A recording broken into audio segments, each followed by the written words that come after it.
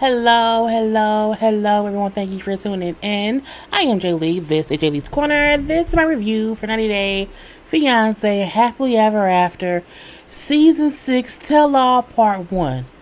Whew. That's a long ass title. I need to shorten that title. This is too much. Anyway, if you have not done so already, please remember to subscribe to my channel and become a whole JayBird. Dun, dun, dun, dun, dun, and all that goodness and stuff. It's 1:30 in the morning. I did not feel like watching this show or reviewing this show because it's 2 hours and it's late. But because the debate is on tomorrow, I wanted to be sure that I didn't have to do it tomorrow and whatnot. So we're going to get on through it right now. Y'all already know to inhale, to exhale, to relax, relate, to release, to center yourself, to follow me on IG and on Twitter at J_Lees_Corner and all that jazz. Okay, we've gotten through that. So we see. It's a 3-part tell-all. We don't need 3 parts. We really don't, okay, but we're gonna leave that be. So we have the couples, okay, we have Andre and Liz, who are there looking, as uneasily married as we've always seen them to be. Okay, we have Colt with his mom Debbie. Okay, just a teenager and this old mom is what it looks like to me. Girl, they they a pair. Okay, a pair of what? I don't know. I like Debbie in red with her hair pulled back. Okay, she looks different and whatnot. Okay, we also have Jess who was there looking disgusted. I'm like, Jess is disgusted as if she did not make herself a coat. We're gonna leave that be and whatnot. Okay, we also have Larissa and Eric. Okay, girl. Those boobs are huge. Like, they look painful. Her face looks fine. Her face looks frozen. Like all other people who get surgery faces look. I like her braids. Okay, the weave looks good. Eric looks younger, which means he's probably eating souls or whatnot. But, they're a dynamic duo if I've ever seen one. Kalani and Asuelu, okay, is there. Her boobs are huge as well because that's just what it is. Asuelu looks happier than he usually does, but I think Asuelu smiles until he starts fussing with somebody and then he looks sad, okay? We also have Tanya and Sinjin out here. Sinjin still growing out his hair. Tanya still look, just like I'm married to this man who can't go nowhere and I'm just stuck in this marriage because I put myself in this predicament and whatnot. And then we also have, lastly, Michael and Angela. They actually married in Nigeria. Girl, I don't know what to do. It's just foolishness. Now, we do see Sean, the host, okay, is there. I could not remember her name for nothing, and I was upset she did not say her name at the beginning. Sean does tell us that Paul and Karini will not be at the tell-all because they is going through a bunch of foolishness or whatever. Okay, so we do see a few different things happen before they even get to the couples. And Sean is just saying hi, hi so-and-so, hi so-and-so, hi so-and-so, hi so-and-so.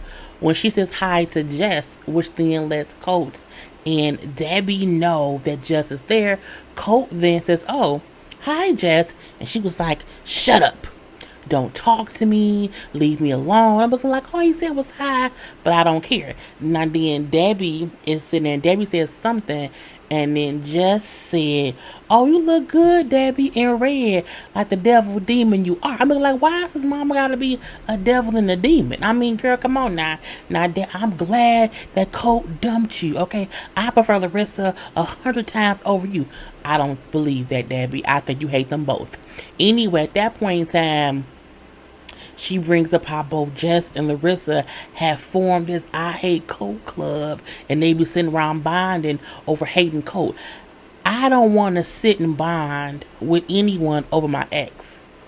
Whether I love or I hate him, I don't have time to sit and fester in that negativity.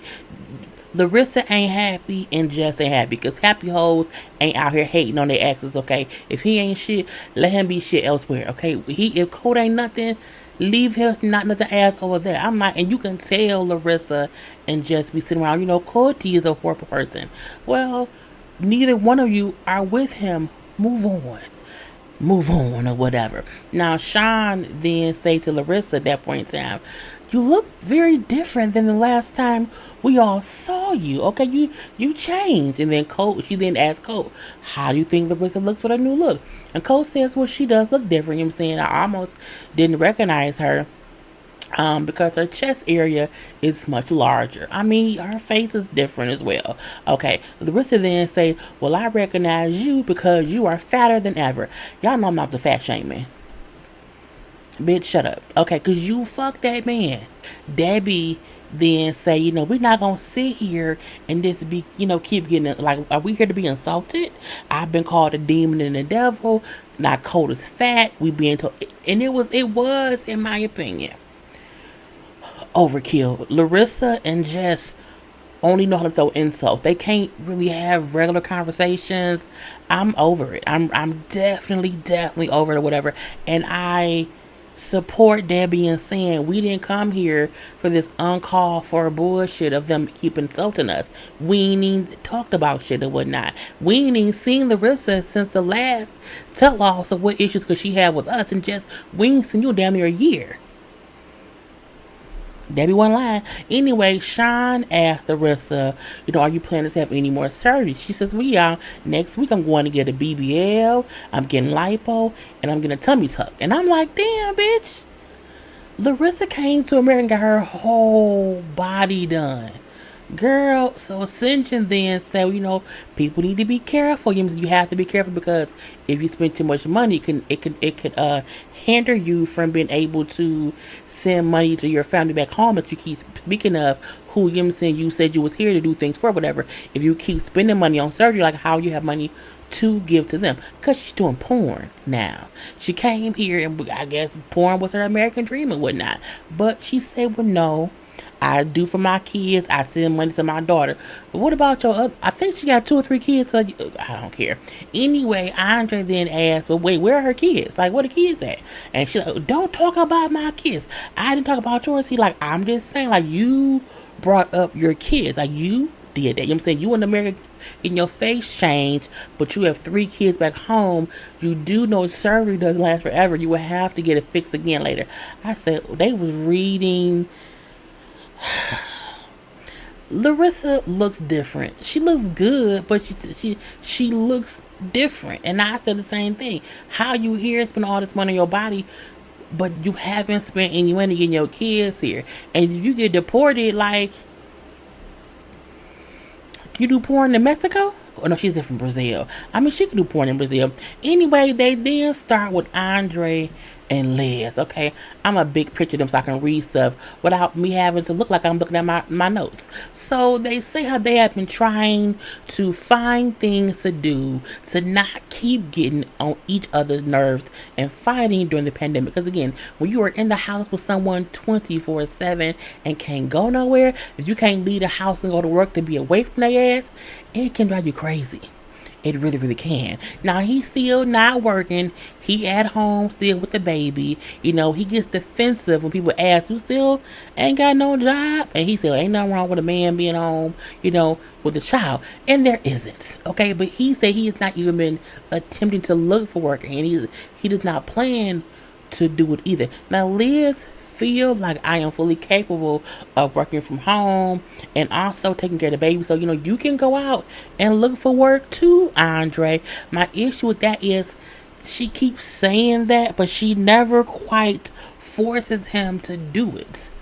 Okay, so my thing is, if you say, you can go get a job, and he says, no, I'm going to stay home, and you don't pressure him or push him or be specifically enforceable with your words of no, I need you to get a job or I'm divorcing you. Okay, that's what she needs to say. Okay, now Tanya said, I feel like Andre feels like because Liz makes enough money to pay their bills that he don't have to work. Okay, and if she has not had any kind of conversation with him saying that's not how she feels currently, then they gonna always have some kind of miscommunication.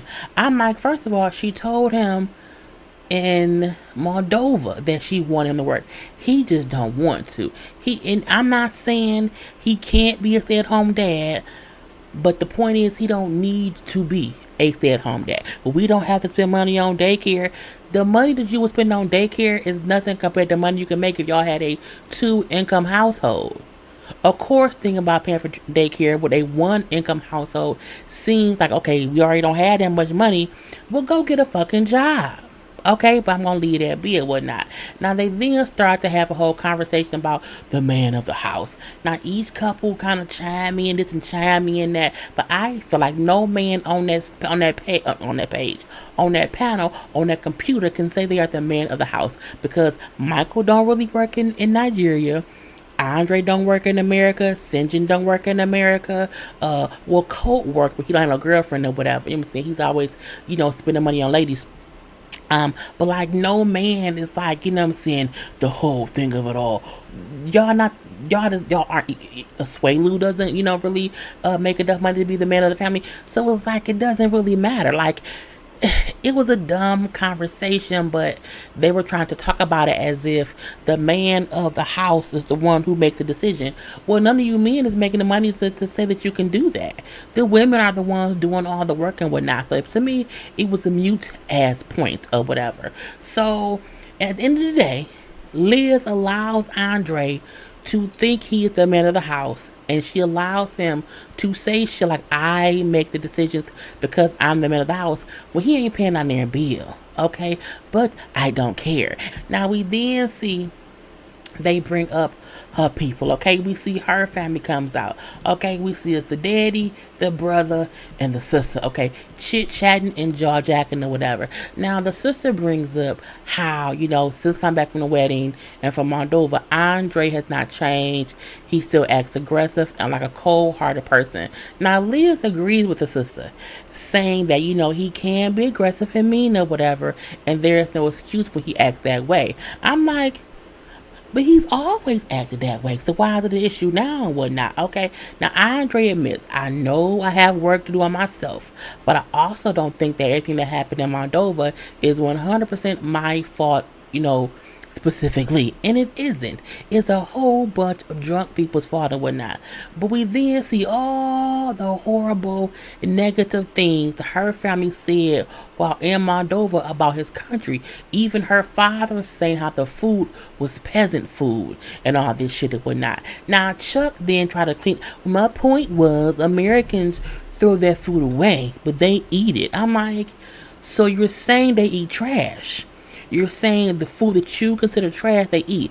That's disrespectful to his country. But I'm going to let that go because I don't care no more. Okay? Now, my thing is this. Her family doubles down on all the bullshit they said while in Moldova. Which to me means her family ain't shit.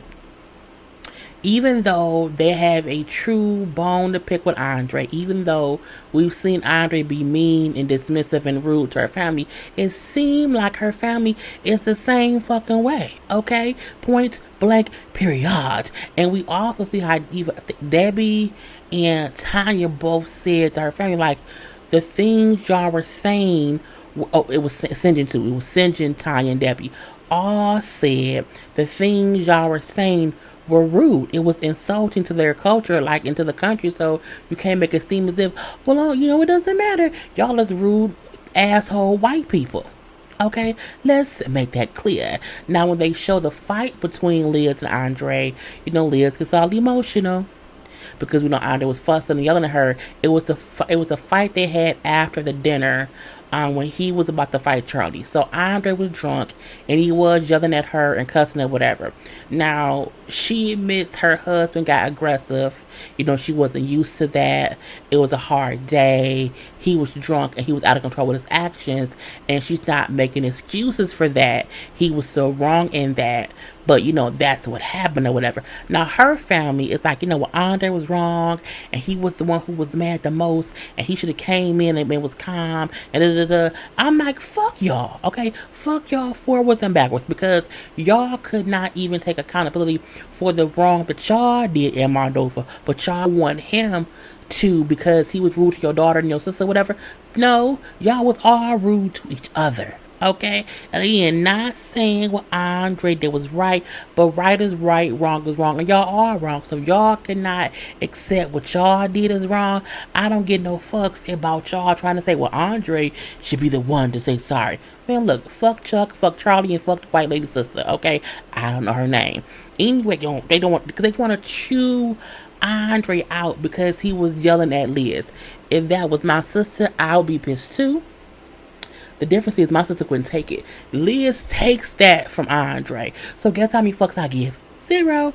Anyway, we then see Andre brother and best friend come out, okay? Come on, the shit should not come out. Y'all know, come on the screen and whatnot. So this is the same friend who they kept asking, what did Andre leave the country for or whatever. At the end of the day, that they both say how Andre's issue was he did not like how her family kept asking the same questions over and over, and that's what pissed Andre off, and it kind of made the family be upset too because they wouldn't leave it alone. Now her family, her brother, father, and sister say, well, we kept asking the same question because you did not give us a good enough answer, so we're gonna keep asking until we get an answer we like. Asshole, white people. Anyway, her brother then say, look, I don't fully know. No, his brother admit, I don't really fully know why Andre left and went over there and whatnot. I don't know. What I do know is he left for a better life, and I don't think it had anything to do with any secretive reason. He wasn't running from anyone or whatever. It wasn't for any like secret reason, okay? It wasn't, it wasn't negative to it. It was just, he just left and whatnot. Her family then say, well, how bad was it that he couldn't tell his own brother? Like, how sneaky and underhanded, like how dirty and deep and dark is the secret if his own brother don't know? I'm like, again, fuck her family, okay, all up and through. I don't care, okay? I was over it. I will say this. The sister and the brother is causing tension between Chuck and Andre. Okay, the sister gonna say, well, at the wedding in Moldova, Andre said to me that he was going to have my dad wrapped around his finger. And I'm like, I call bullshit, because had he said it, you wouldn't have held on to that bit of information until now. You would have ran to your daddy and said that shit. You would have told someone before today. So miss me with the bullshit. I feel like what Andre probably said was, me and your dad gonna be cool, because I already apologized to him. I feel like Andre and Chuck could coexist and get along if that damn sister and that damn brother wasn't always saying, they're using you, dad, they're using your money, dad, you're their ATM, dad. The dad do say how he paid for 3 weddings. He paid for, I think, one other daughter's wedding and then 2 weddings for Liz. Liz then say, well, no, he helped a little bit with the first wedding because we spent our money and Andre's money on that first wedding. So he really paid in full for the second wedding. So whatever. Girl, I was just like, y'all is just some entitled asshole ass people. And I don't care. And we're gonna leave that be and whatnot. We then have Angela and Michael. Now she had this whole little mask on her face because she has an abscess in her mouth. And she said I had to keep the air off of it. She also has a rash on her arm. She's infected. Okay, let's just say that. Anyway, they sitting around talking and whatnot, and saying, and I didn't care too much. So I don't have everything that they were talking about because it was boring. But, he brings up how he has to consistently have his phone charged. He has to consistently have his Wi-Fi working because he can't miss any of her calls. So he has 3 generators in his house, so that when a power goes out, he just cuts on the generators. I'm like, well, let's hope his house don't burn down. Them generators can cause fires. She trying to kill him and get the insurance money. Girl, bye. But I don't know what kind of insurance money she'll get from Nigeria. Anyway, she then said, well, yeah, because if I call him and he doesn't answer, I think he's getting a blowjob. And then she laughs. She do say, I was just joking. He didn't find it funny. He say, look, you keep saying that or whatever, it's not funny because you only know I got a blowjob the first damn time because I told you. Had I not told you, you would not have known. So please stop bringing it up because you said that we had moved past that shit, okay? I said, oh, My way, boss. Okay. Now her reply was, "Bitch, I would have known because I would be able to sense it. Why call him a bitch?" Again, this is why I tell y'all I don't feel no type of sympathy for her, because she's a horrible, abscess mouth ass human being, and she gets on my damn nerves. Anyway, they still chit chatting, jaw jacking, whatever. They bring up the whole bachelor party to the little strip club, where she got upset because she said he was looking at the strippers. Girl, we don't care. She brings up, Michael was lusting after that woman, okay? And he gonna then try to come and sleep with me that night. And I told him, oh, hell no, you're not finna have sex with me while thinking about them other women. Girl, if you think, I just can't, she just gets on my nerve. She then brings up how when she realized that he was possibly looking at them other women, she said, I was going to make him jealous. So what I did was I started dancing with his friend, who was very, very handsome and whatnot, okay? And I knew it would get him jealous. Michael say, I didn't care. I don't get jealous because I knew I trust my friend, I trust her. So like I wasn't the one getting jealous. He know his friend don't want her old ass. They've already teased him about being with someone so old. He not gonna fuck her. I don't care. So while she dancing with him, I'm gonna look at these women over here or whatever. Now at the end of the day, Larissa then say, well, I wouldn't mind if Eric, went to a strip club and got a lap dance. Liz said, of course, because she's a stripper herself. I said, oh, for Liz to call Larissa a stripper, I cackled. I mean, I think she is a dancer, but who cares? So they then asked Michael, like, has he ever had a lap dance before? He said, well, yeah, I had one, like, back when I was in college. Angela then gets pissed and say, well, I'm upset because you told me I was the first person who ever gave you a lap dance, and sometimes I'm self-conscious or whatever, and I put on my lingerie and I did a whole little dance or whatever, and so I'm upset at you. I'm like, bitch, it was in college.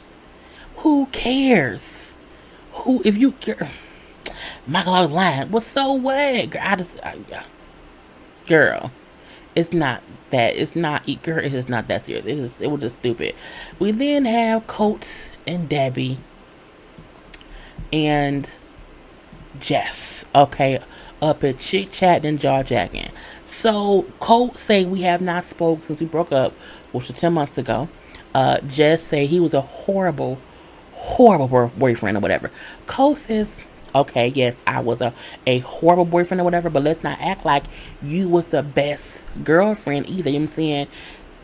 When Debbie tried to say something, just talk. Shut up, Debbie. Don't talk to me. So I'm not doing this shit. I'm out.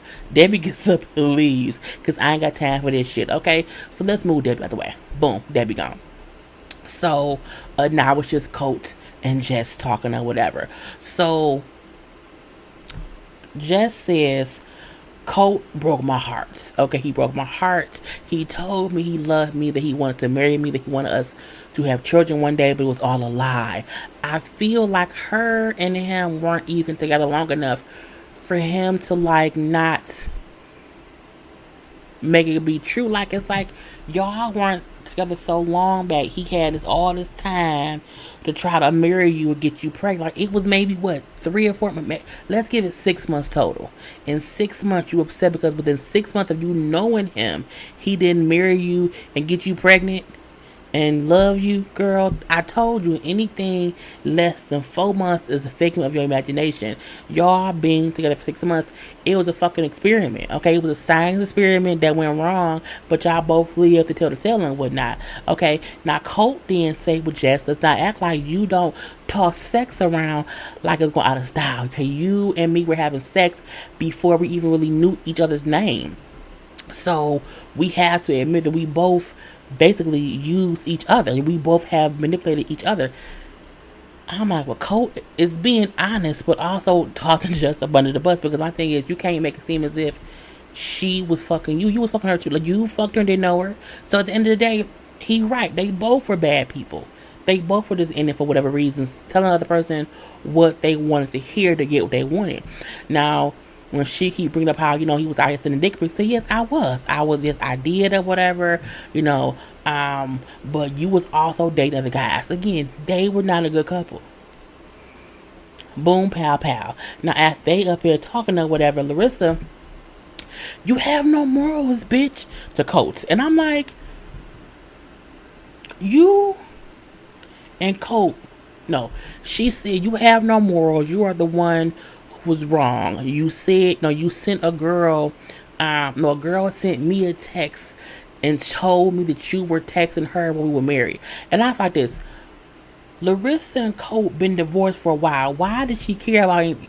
Larissa needs to stay out of it. Like, I think they are so far removed as a couple. She should not be involved with these two's business and whatnot. But I'm like, at this point, I don't care. Okay, they then get on Colt and Vanessa. And Jess is like, you was fucking her too. Okay, you was fucking her behind my back. Colt then said, I was not having sex with her while we were a couple. Now, I did fuck her before I knew you. And when we broke up, me and Vanessa did have sex then, but we did not have sex while we were a couple.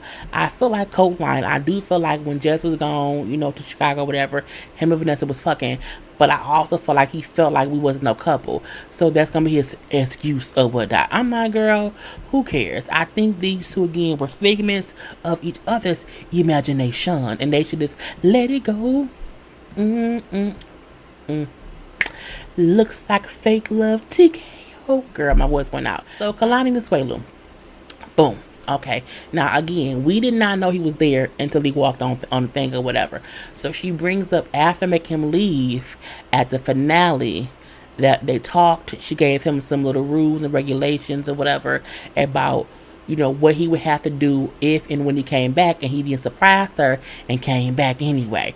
So, they still together today, but still having issues because Swelu was still mentally in Samoa. He's still mentally 18. It's going to take Swelu about 4 more years to fully get acclimated to being in America. And that's only if Kalani and her family help him. I mean, really help. What I mean by help him is, not get upset when he does things a Samoan way. Like, when he does things a Samoan way, keep instilling in him the American way to do things, so he just doesn't keep getting caught up in the same bullshit or whatnot. Anyway, so basically, nothing has changed between now and the series, the season finale or whatever. She brings up how she's upset because he still leaves the house during the pandemic and goes and plays volleyball and does dance. He's a dance instructor. He gets paid to do it, but again, she don't like to leave, whatever. Her thing is, he doesn't get paid enough money for it to make sense for him to leave. Like, it's not worth the money he's making and whatnot. It's hard to say if he should or should not leave if he's practicing the correct ways of not getting, COVID or whatever. But she then said, like, he'll tell me he's playing volleyball or whatever and that he's being safe. He'll then send me videos or pictures, and I can see he's not wearing a mask or whatnot. So she's upset because mainly her parents stay there. Her mom has like whatever ailment, and so she like, my thing is he can get us sick or get my mom sick, and that's some bullshit. And on that tip, I 100% am on Kalani's side. I've said time and time again, you should not risk getting anyone else in your household sick if you can avoid it. Period. Okay, periods. Now, we do see that her family is there too. Her mom, her sister, or whatever is on the little thing, chit-chatting and jaw-jacking. And they both feel like a Swelu only cares about himself. He does not care about anybody else. He's basically being, self-centered or whatever. Swelu then said, well, I just don't understand what's the difference between us leaving the house, going shopping at the store or whatever, where we're around other people, and me going to play volleyball around people. And they like, because volleyball is not like an essential thing to do, like, it doesn't make any sense. Anyway, they then kind of bring up, he doesn't listen to Kalani when she say don't play volleyball, because Kalani don't listen to him when he tell her to not sniff the milk. I'm looking like, what, is that code for something? So apparently in Samoa, if you open the milk in Samoa and sniff it, it makes the milk go bad. But you in America, bruh, it's not gonna happen here or whatever. But again, he like, but I don't get how she tells me things, and she wants me to listen to her, but she don't listen to me at all. And she said, well, she said, I don't listen to you about stupid stuff. And I feel like as a married couple, you need to pick your battles. And if it's something as simple as don't smell the milk, just don't smell the fucking milk. Because if you don't smell the milk, he will maybe stay home from volleyball. Pick your battles. But Kalani wants to be the man of the relationship. She doesn't want to follow Swelu. I'm not saying she needs to, but I'm saying is you have to know when to pick your battles to make your marriage not be a whole fucking battlefield. Okay? Now we do see his family pops on. Y'all know we don't like them. Toxic ass Tammy and his damn mama. Okay, her evil ass Tammy and his mama. Yeah, Tammy say, Kalani's family needs to stay out of Asuelu and Kalani's business. Like, they need to stay out of them or whatever. So Kalani then say, but you can't say that, but then tell my sister to not be concerned when y'all ask for money from her husband. Okay, you can't not want, people to, be involved or whatever. She then say, well, no, when we ask him for money, Kalani shouldn't be concerned. And I'm like, what? Tammy is stupid. Tammy is dumb logic. I don't like her. She does not make any sense or whatever. The mama then say, his mama, I just feel like if he has enough money, he should be able to send me some money. Now, her mom then says, I agree. My husband agrees as well. We do feel like, he should send what he can afford to send. Okay, my daughter knew when she married him that he would send money back to Samoa. The issue we have is you cannot ask for them to send you a certain amount of money and then be pissed off when you don't get it. You have to be appreciative to what they give for you, and that's it. Like, it ain't no, oh, well, you didn't send me $2,000. No, the thing is, you send what you can afford to send, and that has been the issue. They kept asking for money versus him just sending them what he could afford to send, and that was the issue. Kalani brings up that when his mom is home in Samoa, I have no issue with him sending her money. But I feel like when she's in America, living with other family members who are giving her money and taking care of her, he should not be sending her money then, because she's already she's not in Samoa at that point in time. I agree. Toxic ass Tammy. We have family who was poor, in Samoa, whatever. So, he has to understand that, his family needs money too. I know he has a family. I have one too, but I still send money back to the family in Samoa. Kalani then say, well, how much do you send back, Tammy? Well, don't worry about how much I send. She's like, right. So if you don't want me worrying about how much you send, don't be worrying about how much Swelu sends. Like, you're saying, man, your business or whatever. And I'm like, And it's true. You want people to not worry about what y'all asking for, but you won't tell us what you sending yourself. Let her know. Okay. They then show the scene of Kalani talking to Tammy, the mama, and they both say, we don't care about your kids. We just want the money.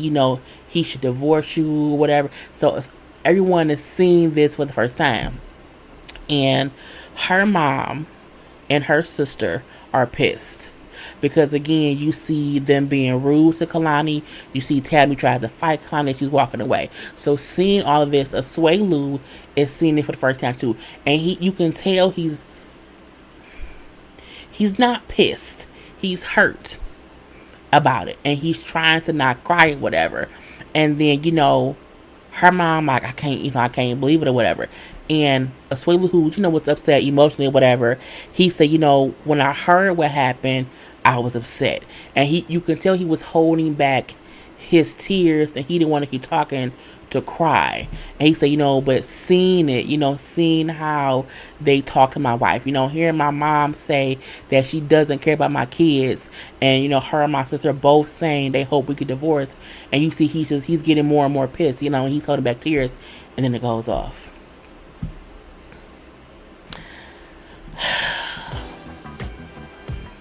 That was the whole thing. I'll talk to y'all next time. I gotta go. This is already gonna be 40 minutes. Since I'm done. Peace.